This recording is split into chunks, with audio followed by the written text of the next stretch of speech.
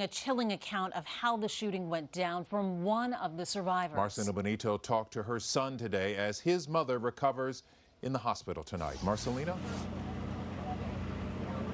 Well, guys, it's a miracle anyone got out of this church alive. And tonight we're learning that gunmen walked up and down the aisles, pumping bullets into anything and anyone that he could. There was so much death in Sutherland Springs Sunday, but inside this sacred space turned shooting field, also survival. I can't even imagine being there and the trauma that everybody's gone through. Tonight, David Brown's mother, Farida, is recovering at CONNALLY Medical Center in Floresville. He made the drive from Houston last night, not knowing if his mother would be alive when he got there. This was the longest 3-hour drive here I've ever taken. The family not ready to release her photo yet, but tells us she survived surgery after being shot 4 times in the legs. Farida was inside First Baptist Church when evil walked in. Service was going as usual. Next thing you know, they hear gunshot coming in from the outside windows. Then the shooter comes in the back door. She's on the very back pew, and she's got a lady to her left.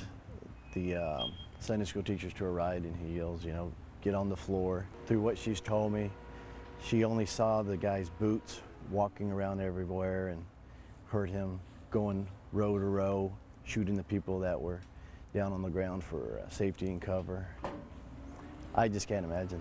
Farida watched the woman next to her die. The shooter was making his rounds, and he ended up there and started shooting this lady multiple times, and the lady looked at my mom the whole time, and my mom was looking at her and telling her, it's okay, you're gonna go to heaven. You're gonna go to heaven. And then she knew it was her turn to be shot, and so she just started praying that God would take her soul to heaven. But then a miracle in the midst of madness. Somebody with a gun was at the door, so he turned his focus off of her and went to deal with the guy with the gun at the door. Investigators now say that man was a neighbor with his own AR-15 who shot the suspect and caused him to flee. He saved lives, including David's mother. She didn't think she was going to survive, and she thinks it was God's mercy. She just got lucky. A lot of time to get through this, but tonight's prayer vigil.